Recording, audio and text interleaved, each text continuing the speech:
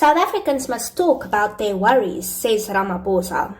I'm sorry, Mr. President. I wasn't aware that we were being secretive about our problems. I thought we've been quite forthcoming about the things that concerns us, but apparently not. So thank you for this opportunity to come forward with our concerns. I made a quick little list just of some of the concerns I have, and now that you're going to hear about these concerns that South Africans have, apparently for the very first time, I'm sure it's going to be fixed promptly. First of all, this whole being alive thing has become unaffordable to most of the country. I don't know if recently you went to Checkers and bought one sakkie of just the basic stuff that you need. I'm guessing you don't do your own grocery shopping. Fair, you're a busy man. But you go into Checkers, you buy one sakkie with just basic shit and it's 1,000 rand. That's not even gonna last a couple of days, alright? It doesn't even cover the basics. This is becoming a problem. We as South Africans would like to afford being alive. Don't even get me started on the price of dying.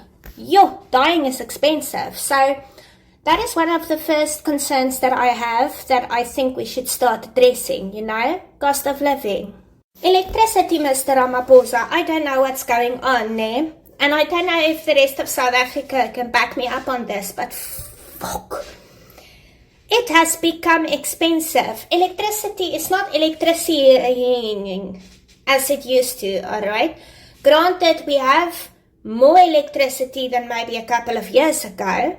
Load shedding has reduced somewhat, although the power is off at least once a week in Kempton Park for no reason. So the math isn't mathing. But suddenly, the units is not lasting like it always has lasted. Also in Ekurhuleni, they started charging us like a amount every month for service or something. What is that about? Just keeping the lights on. Got expensive. Can we look at that, please? Also, education, Mr. President. I just think that every single South African should get a proper good education. Alright? And that's going to bring our youth to a place where they can, be the next entrepreneurs, small business owners, service providers, all of the things that we need. It all starts with education. These things that we have at intersections, robots, or as they call overseas, traffic lights, they are supposed to do this thing where they go red, green, orange. This is to direct traffic. This is to let people know when they are supposed to drive. Those things are supposed to be working. It's supposed to be connected to some sort of electricity source in order to work. At the moment, the whole of Gauteng's robots is just ornamental. None of them work. Can we look at that? Because that's impacting traffic. It's creating more accidents.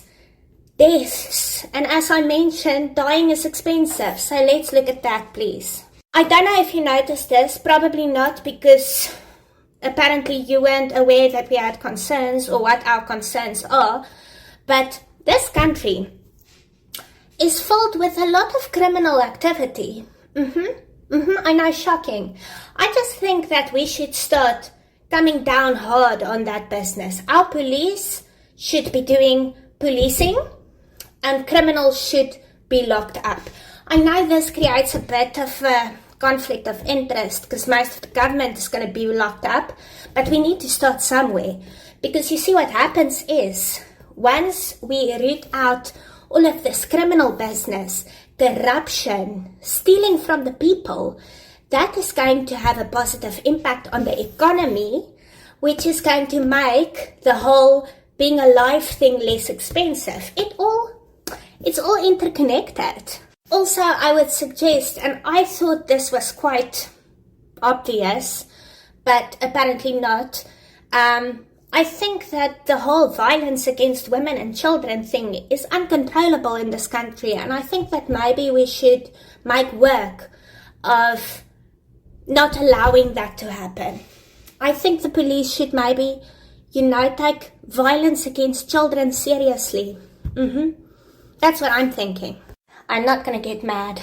That is just off the top of my head, just some of the thoughts I have. I can probably make about 2 and 3 and 650,000, but I don't want to overwhelm you.